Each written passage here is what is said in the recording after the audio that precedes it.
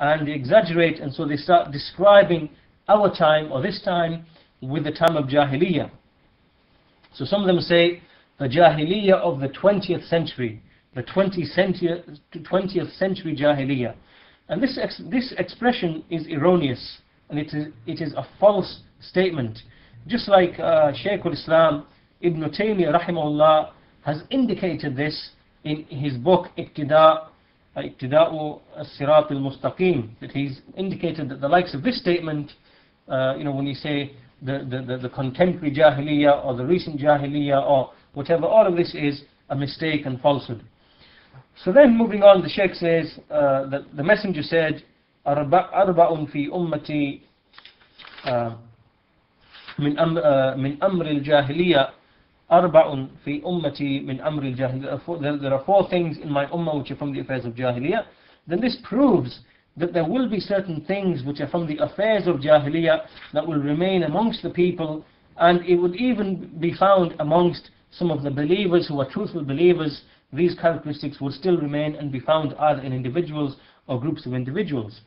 And the Shaykh says that you may find that some of the affairs of Jahiliyyah might increase in certain people, in certain individuals, and they might become great in number, but still it would never expel that person from Islam. So irrespective of how much of these characteristics that person has, then it wouldn't expel him or her from Islam, so long as he testifies that there is none which has the right to be worshipped except Allah subhanahu wa ta'ala, and he doesn't commit shirk, and that the messenger is Muhammad is his messenger, and he doesn't commit shirk with Allah, and nor does he fall into any of the nullifiers of al-Islam. So it doesn't mean that anyone who falls into any of the affairs or the traits of Jahiliyyah, that he therefore becomes a non-Muslim. This is not correct. So in essence, the Shaykh saying, in summary, the issue here is that there are these exaggerations in describing the time, our time, in that it is Jahiliyyah, and that the people are all upon Jahiliyyah, that this is batil, this is falsehood, and this does not come from any scholar. This cannot arise from any correct, worthy scholar. Rather, it only comes from some of the ignoramuses. And then the Shaykh says that the messenger said, "Min amri al-jahiliyyah la yatrukuhunna." That there are four things in my ummah which are from the affairs of Jahiliyyah, which they shall not abandon. Which they shall not abandon. So this itself, this phrase now, it itself establishes two things. First of all, that these affairs that the messenger is speaking about, that they have been ascribed to the time of Jahiliyyah. And therefore, this proves that they are haram. That the ruling upon them is that they are haram. Because the messenger said, why did the messenger say this? That these affairs are from the affairs of Jahiliyyah. What was the purpose in saying this? The purpose in saying this is to indicate that these affairs are blameworthy and to be rebuked, and that they are to be warned against. And if that's the case, then it establishes that these affairs are haram. And Allah subhanahu wa ta'ala said in the Quran, addressing the wives of the Prophet Muhammad sallallahu alaihi wasallam, وَلَا تَبَرَّجْنَ تَبَرُّجَ الْجَاهِلِيَّةِ الْأُولَى وَأَقِمْنَا الصَّلَاةَ وَآتِينَا الزَّكَاةَ وَأَطِعْنَا اللَّهَ وَرَسُولَهُ. Do not make a display like the display of the first Jahiliyyah. Establish the prayer and establish the giving of charity, and obey Allah and obey His Messenger. So everything which is ascribed to Jahiliyyah in the Sharia, then it is haram. The ruling upon it is that it is haram, and it is blameworthy, and it's obligatory to free oneself from it, and to distance oneself from it, to keep away from it, and to distance oneself from it. And the second issue that it points to, this statement, is that that some of the affairs of Jahiliyyah can remain amongst some of the Muslimin, and because of that it is still obligatory to warn from it and to caution against it and to make tawbah to Allah. So anyone who fell into any of these affairs, that they make tawbah to Allah from these affairs of Jahiliyyah. And the actual four affairs that have been mentioned in this hadith, they are as follows. The first of them, which is boasting about one's lineage. Boasting about one's lineage. Al-fakhru bil-ahsab. And what is meant here, bil-hasab, bil-ahsab, bil-hasab, is the general standing and the nobility of a person in a society. So a person is not allowed to boast on account of this standing, because Allah subhanahu wa ta'ala said, يَا أَيُّهَا النَّاسُ إِنَّا خَلَقْنَاكُم مِّن ذَكَرٍ وَأُنثَى وَجَعَلْنَاكُمْ شُعُوبًا وَقَبَائِلَ لِتَعَارَفُوا إِنَّ أَكْرَمَكُمْ عِندَ اللَّهِ أَتْقَاكُمْ. O mankind, verily we created you from a male and a female, and we made you into tribes and nations and tribes, that you may recognize each other. Verily the most noble of you in the sight of Allah is the most pious amongst you.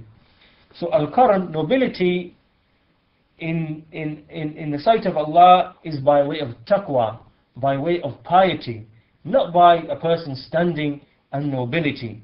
As Shaykhul Muhammad bin Abdul Wahhab said, Shaykhul Muhammad bin Abdul Wahhab said in another place, that when it is not permissible for a person to boast about his own actions, then how can he boast about the actions of his father or his grandfather? Right? So therefore this shows there's no basis for boasting about one's lineage. If it's forbidden to boast about one's own actions, then how can he boast about the actions of his forefathers? And then the Shaykh Salih al-Fawzan brings some poetry. Again, the first line of poetry in meaning is, by your life, happiness is not in the gathering of wealth, but it is the pious one who is indeed happy. And another one said, again, summary in meaning, the poetry means that there's no blemish or fault upon a taqi, a person who is taqi, upon a pious person when he establishes taqwa.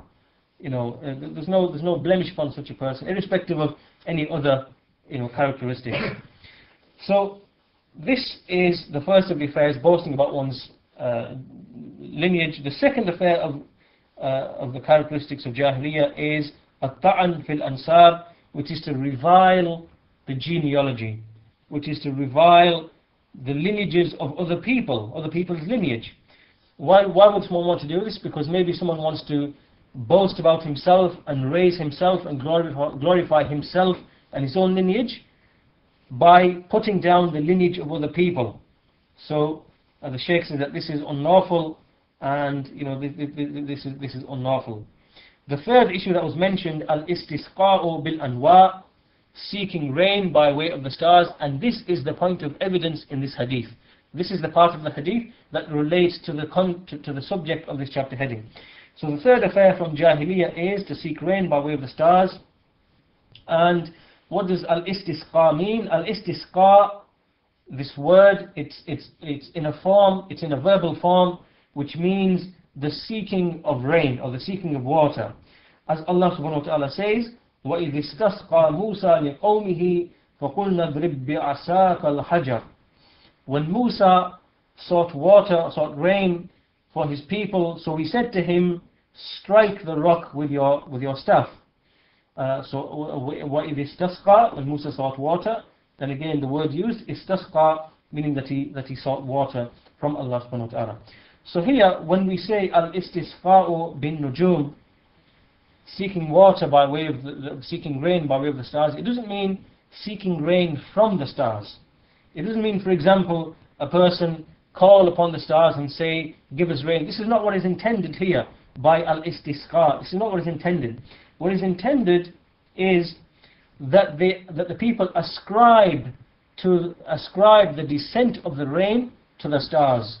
This is what is intended. So al-istisqa'u, seeking water by way of the stars, what is meant is when someone ascribes the sending down of the rain, that it occurred as a result of the stars, meaning a star which rose or a star which set, or because of a certain lunar phase or whatever, all of it is the same. That whenever a person does this, then this is what is intended. Not that a person, he literally calls upon the stars and asks for rain. This is not what is intended, because that itself would be shirk.